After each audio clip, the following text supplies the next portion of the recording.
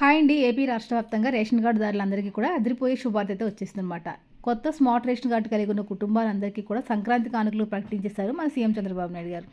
ఎవరైతే కొత్త smart ration కార్డులు కలిగి ఉంటారో వారందరికీ కూడా సంక్రాంతి కానుకగా జనవరి నెల నుంచి మరి 10 రకాల సరుకులు, మహిళల కోసం చీరలు, అదేవిధంగా రూ. 1,500 డబ్బులు అయితే పంపిణీ చేయబోతున్నారండి. ఇప్పటికే సంక్రాంతి కిట్లను రెడీ చేయమని చెప్పేసి పౌర సరఫరా శాఖకు ఆదేశాలు జారీ చేయడం అయితే జరిగింది ఏపీ ప్రభుత్వం.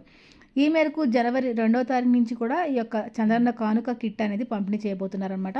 ఏపీ రాష్ట్ర వ్యాప్తంగా ఎవరైతే కొత్త స్మార్ట్ రేషన్ కార్డులు కలిగి ఉన్న కుటుంబాలకి అందరికీ కూడా ఈ చంద్రన్న కిట్లు అనేవి అందుతాయన్నమాట.